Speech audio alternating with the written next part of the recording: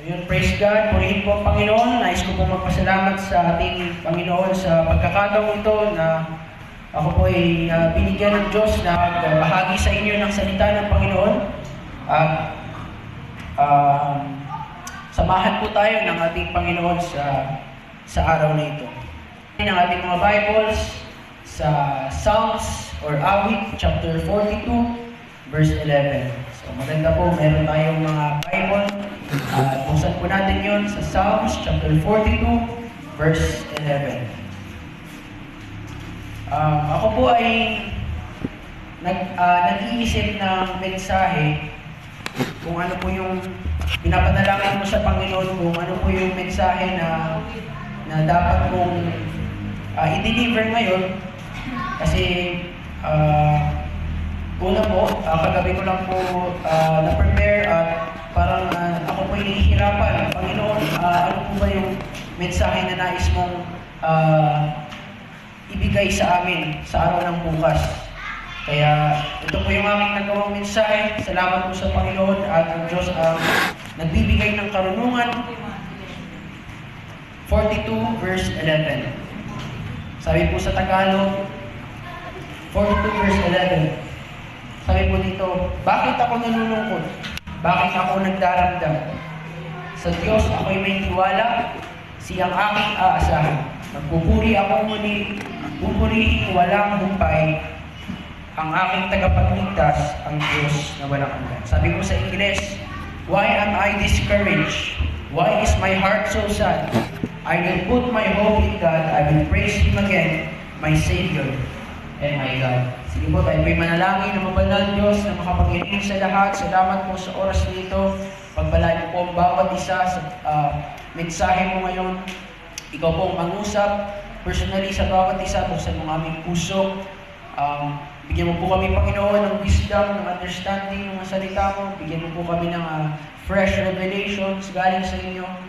At tinakit po namin ang pagtatagumpay sa pangalan ni Jesus. Amen. Amen.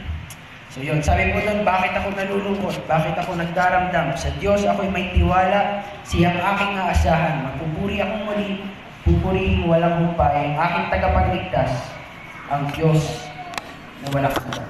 So, ako po ay gumagawa ng mensahe na ako po yung nakarelate. Ano po yung ako po ay makakarelate at nawa ay tayo po lahat ay makarelate. Kasi gumagawa po ako ng mensahe base din po sa mga experiences ko.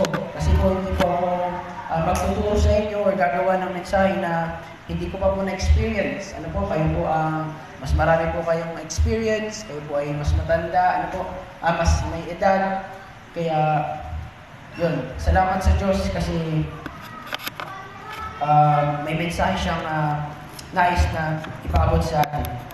So ano po yung ating matututunan dito sa teksto na ating binasa? So ito po ay sinulat ng isang psalmist at itong mga sinusulat niya ay personal. Ano po, ito yung kanyang nararanasan. At hanggang ngayon ay ito ay ating binabasa at ito din ay ating ina-apply sa ating mga buhay. So ano po yung ating matututunan o mapupulong dito sa text na ating binasa? Una po, he addressed and admitted his feelings. So siya po ay nagpakatotoo sa Panginoon. Siya po ay naging totoo sa harap ng Panginoon.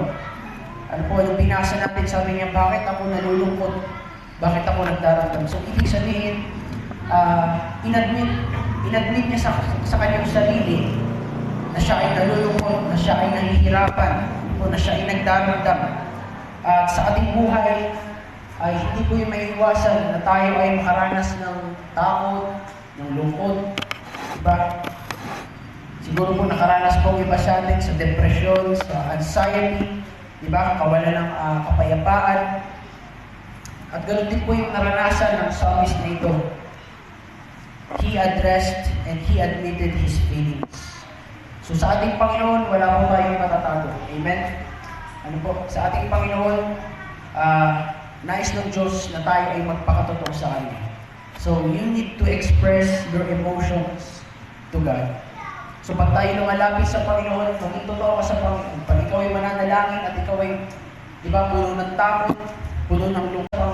Pag ikaw ay mananalangin at ikaw ay, di ba, puno ng takot, puno ng lungkot, sabihin mo yun sa Panginoon.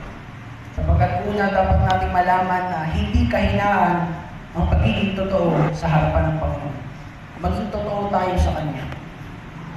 Ano po? Buksan po natin sa Awit, chapter 51, verse 6. Psalms chapter 51, verse 6. Sabi po dito, Awit chapter 51, verse 6. Sabi po doon, nais mo sa aking isang pusong tapat, puspusin mo ako ng dunong mong wagas. So, nais ng Diyos sa atin, magkaroon tayo ng pusong tapat. No, yung maging tapat tayo sa ating Panginoon.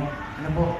Yun po yung nais ng Diyos na maging tapat tayo sa ating mga asawa, maging tapat sa ating mga magulang, ano po? Sa ating mga kapatid, mga kaibigan. Sapagkat mahalaga po yun. Ano po?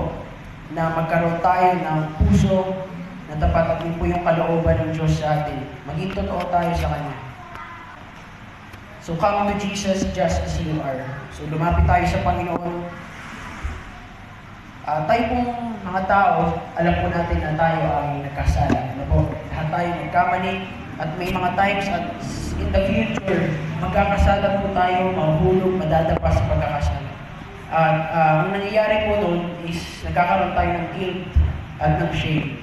At dahil po sa guilt at shame na ating nararamdaman, ay hindi po tayo makalapit, ano po, hindi po natin magawang lumapit sa Panginoon. Pero ito yung nais ng Diyos sa atin.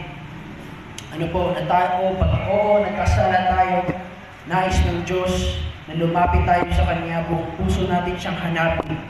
Ano po, at magsisi sa ating mga kasalanan. So, si David po ay isang example, ano po, ng pagiging totoo sa Panginoon. Si David po, kilala po natin siya. Siya po ay dakilang hari. Siya po ay giant slayer. Ano po? At naging dakila po siya sa kanyang kapanahunan. Maraming tao ang humanga sa kanya. Maraming bansa. In short, si David ay isang dakilang hari, dakilang lingkod ng ating Panginoon.